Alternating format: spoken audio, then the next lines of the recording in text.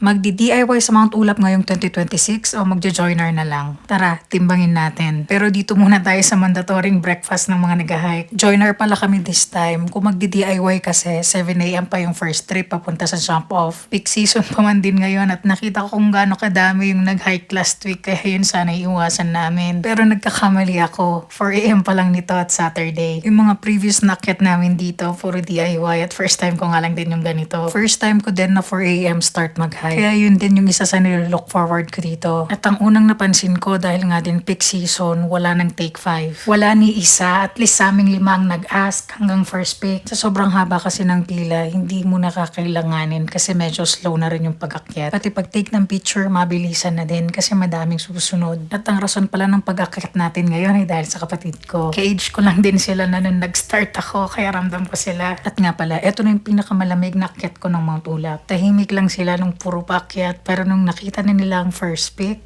hi, I know girls, ang ganda no? At day, yung mga tuwa sa mata nila. At paulit-ulit na nila sinasabing ROI na daw sila at naganaan na silang mag-take ng videos at pictures. At napanood nila tong GLA sa previous na video natin kaya nagdala din sila. And they were singing, bye, bye, since America, bye.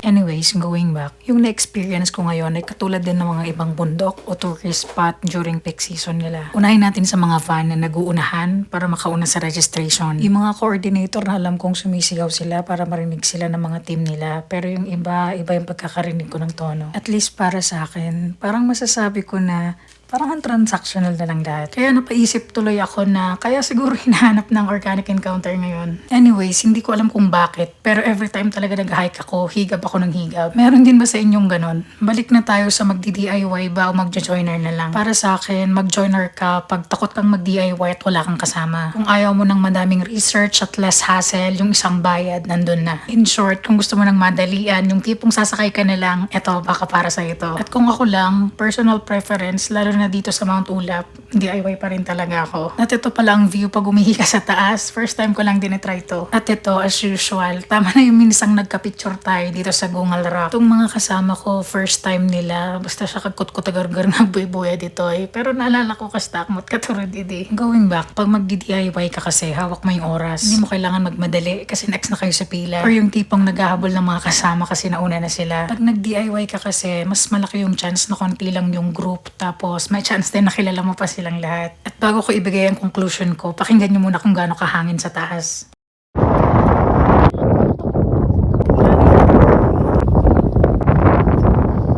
Nasa akin at